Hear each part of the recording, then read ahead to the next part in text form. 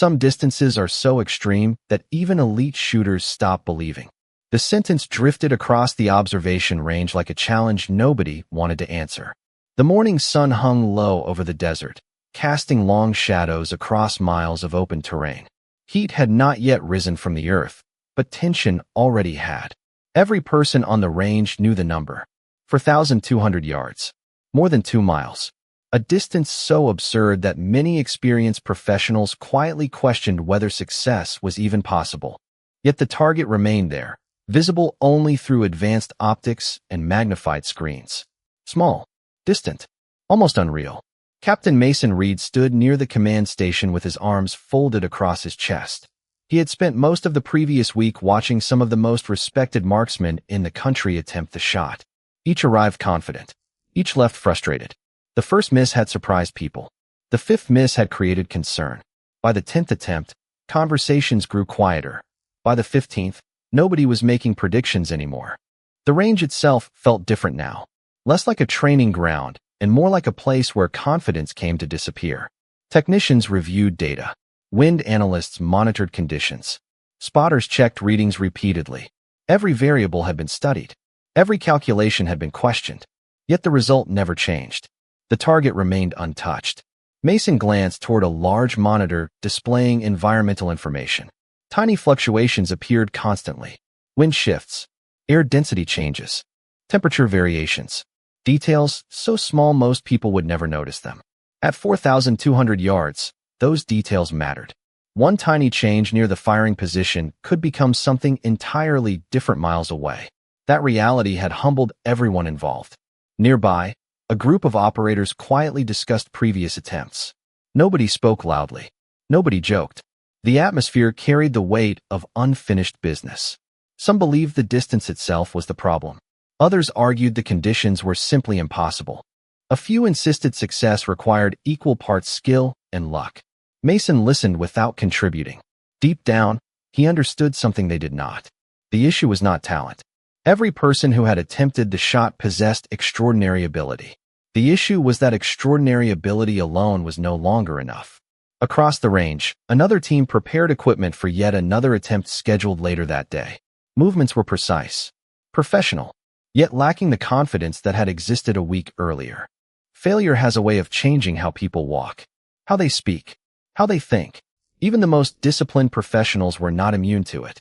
Mason stepped away from the group and walked toward an observation platform overlooking the vast landscape.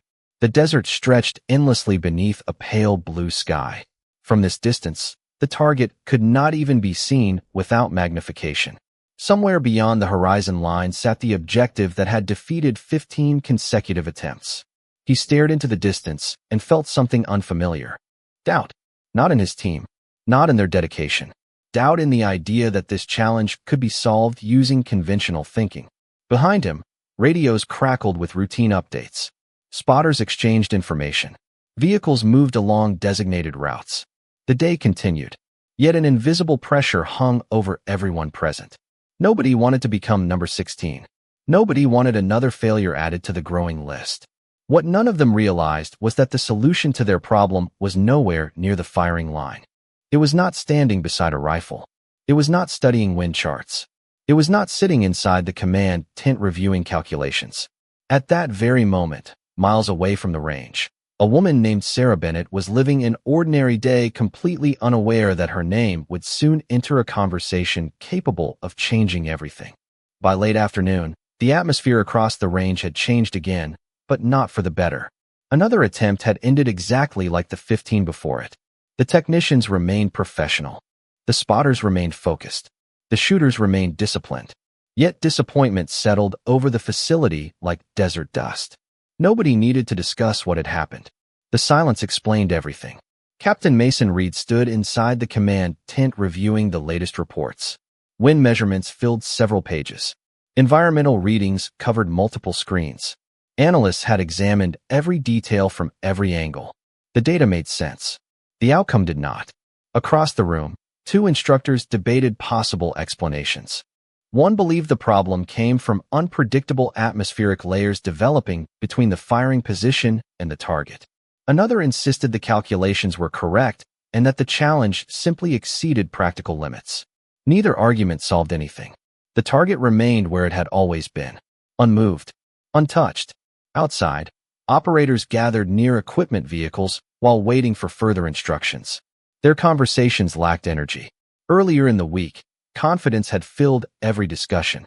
Now uncertainty had taken its place. Nobody questioned the skill of the shooters. Most of the names involved were respected throughout the military community. If they could not solve the problem, who could? Mason walked outside and paused beside the observation platform. The evening sun painted the desert in shades of gold and orange. The landscape looked peaceful, beautiful even. Yet every person on the range felt pressure building with each passing day. The exercise had become more than a test. It had become a question nobody could answer. One of the younger operators approached him carefully. "Sir, are we scheduling another attempt tomorrow?" Mason looked toward the distant horizon before answering. "Probably." The operator hesitated. "Do you think it can be done?" It was a simple question. Mason realized he no longer had a simple answer. "I do not know," he admitted. The honesty surprised both of them. After the operator left, Mason remained alone for several minutes. The truth was becoming difficult to ignore. The unit was not simply missing a target. The unit was losing confidence. Every failed attempt created more pressure for the next shooter. Every new miss strengthened the belief that success might be impossible. Even experienced professionals could feel that weight. Back inside the command tent, a meeting began shortly after sunset. Senior personnel gathered around maps, reports, and performance summaries. Suggestions filled the room. Adjust the firing schedule. Change the observation location. Recalculate environmental models. Bring in another specialist. Every proposal sounded reasonable. None sounded convincing. Then a retired instructor named Jack Morrison, who had spent decades around elite marksman and advanced training programs, quietly entered the discussion. He listened longer than he spoke. When he finally leaned forward, the room grew noticeably quieter. Jack rarely offered opinions without reason. "You are looking at the wrong problem," he said. Several heads turned toward him. Mason folded his arms. "Then what is the right problem?" Jack studied the reports spread across the table. "You keep asking who can make the shot." Nobody responded. Jack nodded slowly. "You should be asking who can see what everyone else is missing." The room remained silent. Some people exchanged confused looks. Others waited for him to continue. Instead, Jack simply reached for a coffee cup and stared at the map. Mason watched him carefully. Years of experience had taught him that moments like this mattered. The older man was thinking about someone. That much was obvious. Finally, after nearly a minute of silence, Jack spoke again. This time he said only 3 words. A single name. "Sarah Bennett exists." The reaction around the table was immediate. Not laughter, not confusion, something stranger. Several older faces became very still. One instructor lowered his eyes. Another slowly leaned back in his chair. For the first time all week, the room seemed to forget about the target entirely. Mason noticed every reaction, and suddenly he realized the conversation was no longer about distance. It was about a person most of the younger operators had never even heard of. The room remained quiet long after Jack Morrison spoke the name. Sarah Bennett. 3 simple syllables. Yet the reaction around the table carried more weight than any report spread across the briefing room. Captain Mason Reed noticed it immediately. The younger personnel looked confused. The older ones looked thoughtful. A few seemed almost uncomfortable. Nobody laughed. Nobody dismissed the suggestion. That alone told him something important. Mason leaned forward. "Who is Sarah Bennett?" Jack took a slow sip of coffee before answering. "That depends on who you ask." The response did nothing to satisfy the room. Several officers exchanged glances. One instructor shook his head and smiled faintly, as though remembering something from years ago. Another stared at the table without speaking. Mason looked from face to face. "Clearly I am missing part of the story." Nobody answered right away. The silence stretched long enough to become noticeable. Finally, a senior range coordinator named David Cole spoke. "Most people here have never met her." He paused. "But some of us remember hearing about her." Mason noticed the wording. Hearing about her. Not working with her. Not training her. Hearing about her. Legends often travel farther than people. Jack set his coffee cup down. "The problem is that the stories never sound believable." A few heads nodded. Mason folded his arms. "Try me." Another faint smile appeared around the table. Not amusement. Respect. The kind of reaction people reserve for someone whose reputation survived long after they disappeared from public attention. Yet no one seemed eager to tell the full story. Instead, fragments emerged. Small pieces. Incomplete memories. One instructor recalled hearing about a training evaluation where Sarah identified environmental variables nobody else noticed. Another remembered an analysis report that became required reading in a specialized course years ago. A third remembered watching a room full of experts change their conclusions after listening to her observations. None of the stories involved attention. None involved fame. None sounded like the stories people usually tell about extraordinary performers. The more Mason listened, the stranger it became. Was she a shooter? He finally asked. Jack shrugged. Among other things. The answer only deepened the mystery.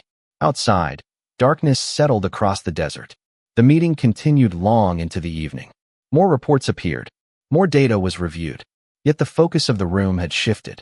Nobody seemed interested in discussing the latest failed attempt anymore.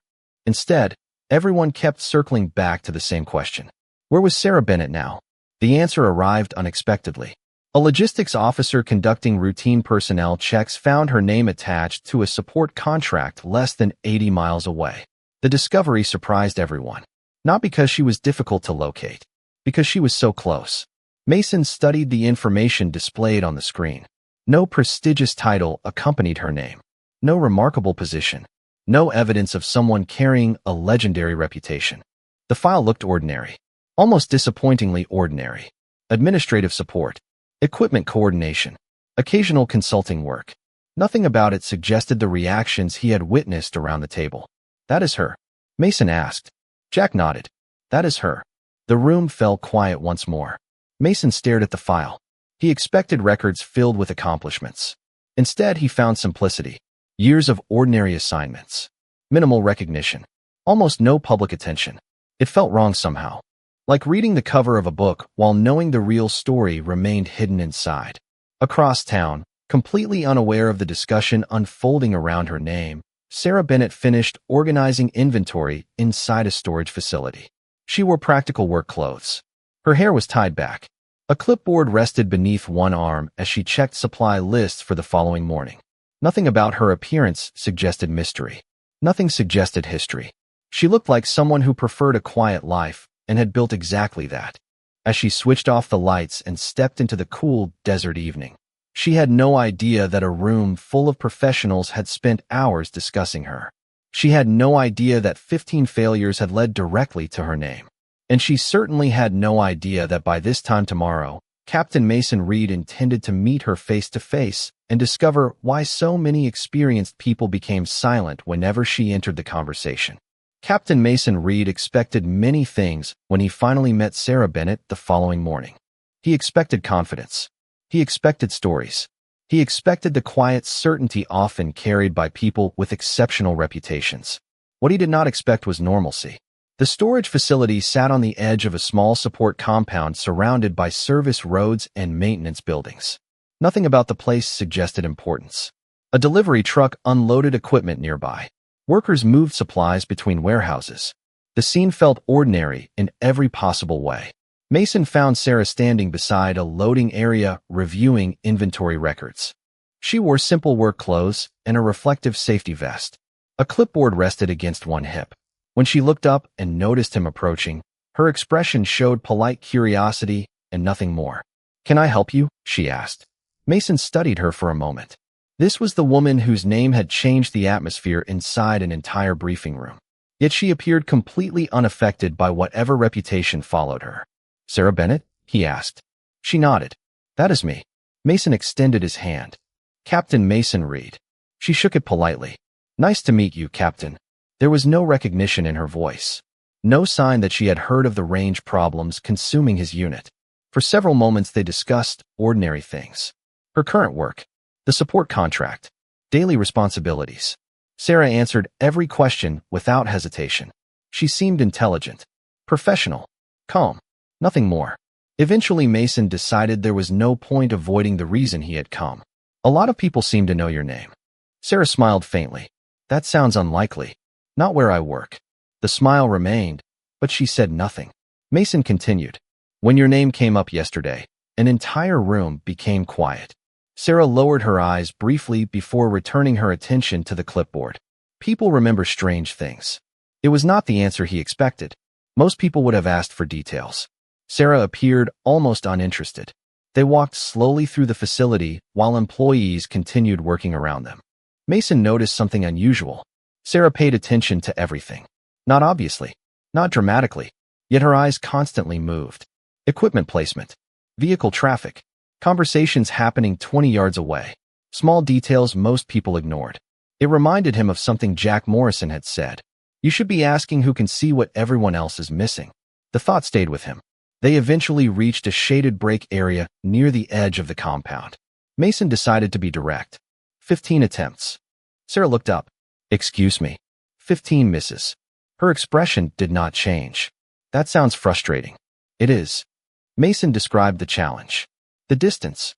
The environmental conditions. The growing pressure on the unit. Sarah listened quietly without interrupting. When he finished, she remained silent for several seconds. Then she asked a question nobody else had asked. How many different wind models have they compared? Mason blinked. Of all the things she could have focused on, that was not what he expected. Several. Sarah nodded thoughtfully. And how many people are studying the conditions halfway to the target instead of near the firing position?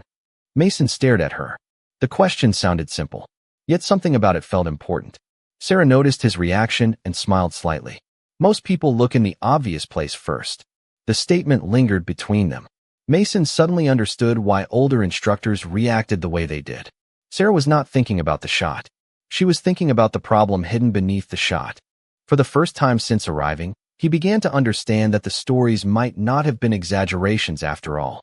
As the desert wind moved softly across the compound, Mason realized something else. The woman standing in front of him was not trying to impress anyone. She was not presenting herself as extraordinary. In fact, she seemed determined to appear ordinary. Yet every answer she gave only deepened the mystery. And before their conversation ended, Mason found himself asking the question that had brought him there in the first place. Would you be willing to visit the range? Sarah looked toward the distant horizon. For a brief moment, something old passed through her eyes. A memory, a hesitation. Then she quietly asked, "Why do you think I can help?" Sarah Bennett did not answer immediately. The question seemed simple enough, yet something in her expression suggested she was weighing far more than Captain Mason Reed realized. The desert wind moved gently through the compound. Workers continued loading equipment in the distance. A forklift crossed the yard. Life carried on around them, while silence settled between two people standing at the edge of a conversation neither expected to have. Finally, Sarah smiled faintly. "I did not ask whether I could help." Mason looked at her. "Then what did you ask?" Sarah adjusted the clipboard beneath her arm. "I asked why you think I can." The distinction mattered. Mason understood that immediately. Most people would have focused on ability. Sarah was focused on reasoning. Once again, she had shifted attention towards something deeper than the obvious question. Mason considered his answer carefully. "Because every experienced person in my unit reacted the same way when they heard your name." Sarah looked away toward the horizon. "That is not evidence." "No," Mason admitted. "But it made me curious." For the first time since they met, Sarah laughed softly. Not because the situation was amusing, because the honesty surprised her. Curiosity gets people into trouble. Sometimes. Mason smiled. Sometimes it solves problems. The conversation ended there. At least for the moment. Later that afternoon, Sarah arrived at the range. Not because Mason convinced her. Not because anyone pressured her. She simply agreed to take a look. Nothing more. Word spread quickly through the facility. The arrival of a woman few younger operators recognized created immediate curiosity. Some expected a celebrated expert. Others expected a retired legend. Instead, they saw someone carrying a notebook and a bottle of water. She wore practical outdoor clothing and a baseball cap to shield her eyes from the sun. Nothing about her appearance suggested importance. Several younger operators quietly exchanged confused looks. Mason noticed. So did some of the older instructors. Jack Morrison simply smiled and said nothing. Sarah spent the first hour doing something nobody expected. She ignored the firing position entirely. She did not examine equipment. She did not ask about previous attempts. She did not request data summaries. Instead, she walked, slowly, methodically, across observation areas, along ridgelines, around monitoring stations. Sometimes she stopped and simply looked into the distance. Occasionally she wrote notes. Other times she stood silently for several minutes before continuing. The younger operators grew increasingly confused. One finally approached Mason. Is she actually evaluating the problem? Mason watched Sarah studying a distant section of terrain through binoculars. I think so. She has not looked at the firing setup once. Mason remembered something Sarah had said earlier. Most people look in the obvious place first. He chose not to interrupt her process. As the afternoon progressed, Sarah began asking questions. Not many, just enough. She wanted weather records from previous attempts. She requested environmental readings from points located halfway to the target rather than near the firing position. She reviewed terrain profiles. Then she asked to see all 15 attempt reports. The technicians gathered the information immediately. Sarah sat alone beneath a shaded structure while reading every page. Hours passed. Nobody disturbed her. By early evening, the desert sun had begun sinking toward the horizon. Long shadows stretched across the range. Most personnel expected Sarah to offer conclusions. Instead, she closed the final report and stood. Mason approached. What do you think? Sarah looked toward the distant target area. Her expression remained calm, thoughtful, focused. I think everyone here is trying to solve the same problem. Mason frowned slightly. And Sarah slowly shook her head. It is the wrong problem. The answer spread through the range faster than any official announcement. Conversations stopped. Technicians looked up from monitors. Spotters turned toward the observation area. Even people who had never spoken to Sarah suddenly paid attention. Mason stared at her. Then what is the right problem? Sarah watched the fading sunlight move across the desert landscape. For several moments, she said nothing. Then she pointed toward a distant section of terrain nearly 2 miles from the firing position. The answer is out there, she said quietly. Nobody has been looking at it. The following morning arrived with a level of anticipation the range had not experienced in days. Word had spread overnight, not through official announcements, through conversations, through curiosity, through the simple fact that Sarah Bennett had spent an entire day studying the challenge and then calmly informed everyone that they were focused on the wrong problem. By sunrise, technicians were already reviewing new environmental measurements from the area she had identified. The results surprised them immediately. Small atmospheric variations existed there that were not present near the firing position or target. Individually, the changes seemed insignificant. Together, they created a shifting corridor of conditions nobody had fully accounted for. Captain Mason Reed stood beside the observation platform watching specialists compare fresh data against records from previous attempts. Every comparison pointed toward the same conclusion. Sarah had noticed something 15 highly trained professionals had missed. Not because they lacked skill, because they had all approached the problem from the same perspective. Sarah had not. She arrived shortly after sunrise carrying the same notebook she used the day before. No dramatic entrance. No audience. No attempt to draw attention. Several operators stopped what they were doing when she walked past. Others pretended not to notice while quietly observing her from a distance. Sarah seemed unaware of the interest. Or perhaps she simply did not care. Mason approached her as she reviewed updated measurements. The new readings match what you predicted. Sarah glanced up briefly. I did not predict anything. Mason smiled. Then what did you do? She closed the notebook. I looked where nobody else was looking. The simplicity of the answer somehow made it more impressive. Throughout the morning, Sarah continued analyzing information. Yet she still showed no interest in preparing for an attempt herself. That puzzled many people. Several younger operators assumed she had been brought in to make the shot. Instead, she spent hours studying terrain maps, weather trends, and observation reports. Around noon, Mason found her standing beneath a shade structure overlooking the range. She was staring toward the distant section of terrain she had identified the day before. Everyone expected you to talk about equipment, he said. Sarah smiled faintly. Equipment is important. But people give equipment too much credit. Mason leaned against a support beam. What do you mean? Sarah watched a dust trail moving slowly across the landscape. Most difficult problems are not solved by better tools. Her eyes remained fixed on the horizon. They are solved by better understanding. The statement lingered in Mason's mind long after she said it. Later that afternoon, Jack Morrison joined them. The retired instructor spent several minutes listening while Sarah discussed environmental influences affecting the range. She spoke calmly, never exaggerating, never presenting herself as the smartest person in the conversation. Yet every observation seemed to reveal another layer of understanding. Eventually, Jack laughed quietly. "You still do it." Sarah looked confused. "Do what?" "Make complicated things sound obvious." Sarah shook her head. "Only after someone explains them." The three shared a brief moment of laughter before returning their attention to the range. As evening approached, the atmosphere throughout the facility felt different. Hope had returned. Not because anyone guaranteed success, because uncertainty was finally being replaced by understanding. Operators reviewed revised calculations. Technicians updated models. Spotters recalibrated observation plans. Everyone seemed energized by the possibility that progress had finally been made. As the sun lowered toward the horizon, Mason approached Sarah one last time. "There is something I still do not understand." Sarah closed her notebook. "What is that?" Mason looked across the desert before speaking. "If you know this much about the problem, why have you avoided the firing position?" For the first time all day, Sarah became completely still. A soft breeze moved across the range. Distant conversations faded into the background. She looked toward the horizon and smiled, though the expression carried a hint of old memories. "Because understanding the problem comes first."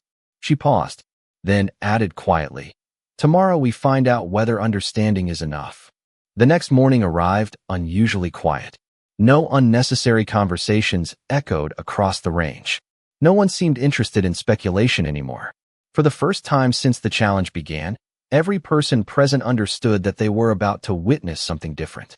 Not because conditions had become easier, not because the distance had changed, but because the entire problem was finally being viewed through a different lens. Captain Mason Reed stood near the observation platform, watching preparations unfold.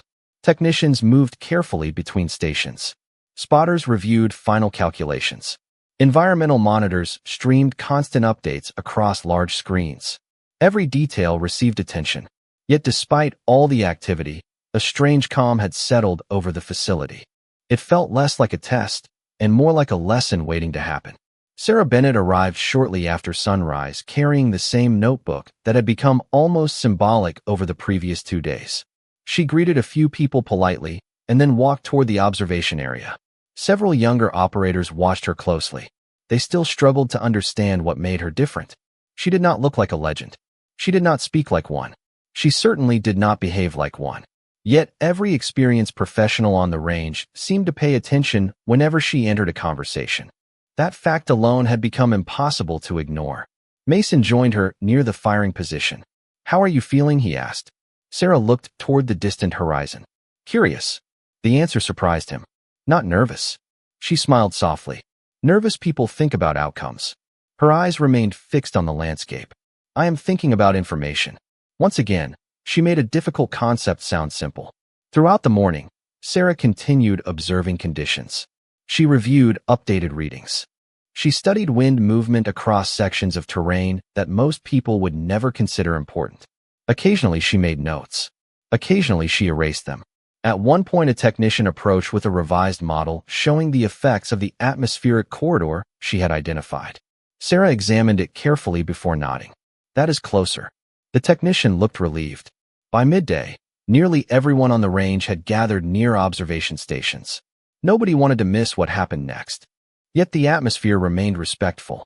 There was no cheering, no dramatic anticipation, only quiet attention, the kind that appears when people sense they are about to learn something valuable. Sarah finally stepped into position. The movement was so ordinary that some observers almost missed it. There was no theatrical moment, no speech, no announcement.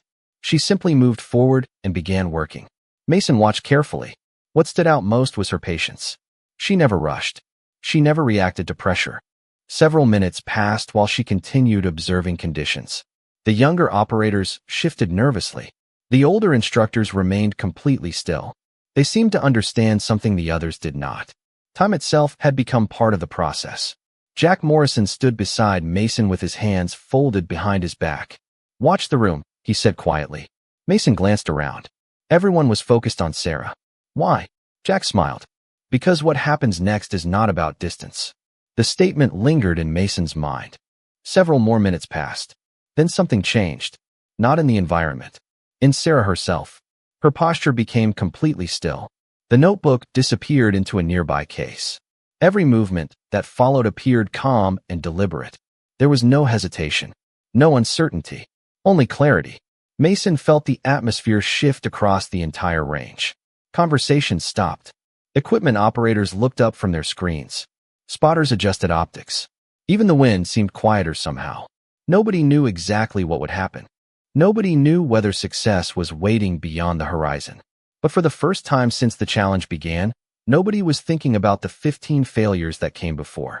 Every person present was focused on one woman who had spent 3 days teaching them that understanding mattered more than confidence. And as the afternoon sun cast long shadows across the desert floor, the entire range held its breath and waited. For several long seconds, nothing seemed to happen at all. The range remained suspended in complete silence. Sarah Bennett stood motionless, her attention fixed far beyond the visible horizon. Around her, dozens of professionals watched monitors, environmental displays, and observation equipment. Nobody spoke. Nobody moved unnecessarily. The challenge that had dominated conversations for days had finally reached its defining moment. Yet the most remarkable thing was not action. It was stillness. Captain Mason Reed felt it immediately. The entire facility seemed to be holding a collective breath. Nearby technicians monitored incoming data streams. Spotters remained focused through high-powered optics. Environmental specialists watched their screens for sudden changes. Every person had a role. Every person understood the importance of the next few moments. Then the first indication appeared. A technician leaned closer to his monitor. Another checked a second data feed. A third quietly requested confirmation from an independent observation station positioned farther downrange. Nobody reacted outwardly. Training prevented that. Yet the atmosphere shifted. Something was happening. Mason noticed several experienced instructors exchange brief glances. Not excitement. Recognition. The kind of look people share when reality begins matching a possibility they barely allowed themselves to imagine. Sarah remained exactly where she was. Calm. Patient. Uninterested in drawing attention. While others focused on results, she appeared more interested in understanding whether her observations had been correct. The distinction mattered. It always had.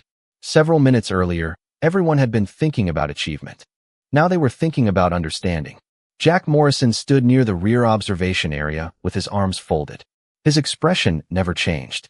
He simply watched the room. That was what he had told Mason to do. Watch the room. Mason finally understood why. The real story was not unfolding on a distant range. It was unfolding on the faces of the people standing around him. One by one, certainty replaced doubt. Confusion gave way to understanding. Assumptions quietly disappeared. Another confirmation arrived from a separate monitoring station. Then another. Data from multiple sources aligned with remarkable consistency. The calculations matched. The environmental models matched. The observations matched. Nobody rushed to announce anything. Professionals trusted verification more than excitement. Yet silence spread across the facility with incredible speed. Conversations ended. Keyboards stopped clicking.